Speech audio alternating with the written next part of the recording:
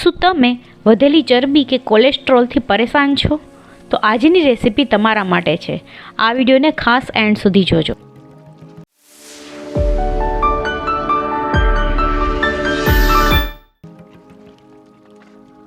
જી હા, સરગવો એક ચરબી કે કોલેસ્ટ્રોલ ઘટાડવા માટેની શ્રેષ્ઠ દવા છે. તો આપણે આજે બનાવીએ છીએ સરગવાનું સૂપ. એના માટે આવી જાડી એવી આપણે સરગવાની સીંગ લેવાની છે, જેની અંદર આવી રીતે માવાનો ભાગ એકદમ વધારે હોય તેવી જાડી સરગવાની સીંગ પસંદ કરવાની છે અને એને આવી રીતે આવા પીસીસની અંદર કટ કરી લેવાની છે. ત્યારબાદ આ સરગવાના પીસીસને આપણે કુકરમાં એડ કરી અને 2 વિસલ વગાડી લેવાની છે. હવે આપણે આ સીંગને મિક્સરની જારમાં એડ કરી અને તેને ગ્રાઇન્ડ કરી લઈશું.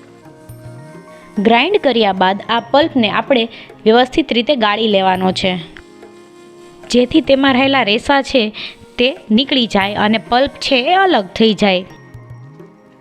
તો જ્યાં સુધી આપણને બધો જ પલ્પ છે એ સેપરેટ ના મળી જાય ત્યાં સુધી મિક્સરમાં 1-2 વખત ફેરવી અને ફરીથી તેને ગાળી લેવાનું છે.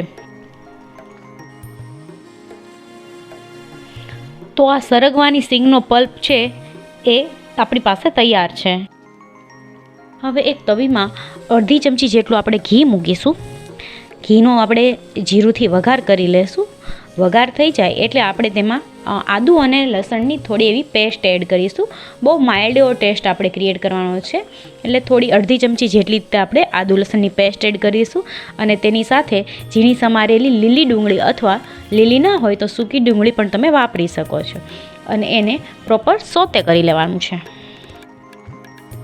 ડુંગળી સોતે થઈ જાય એટલે આપણે તેમાં આ જે સરગવાનો પલ્પ કર્યો તો એ એડ કરી દેવાનો છે.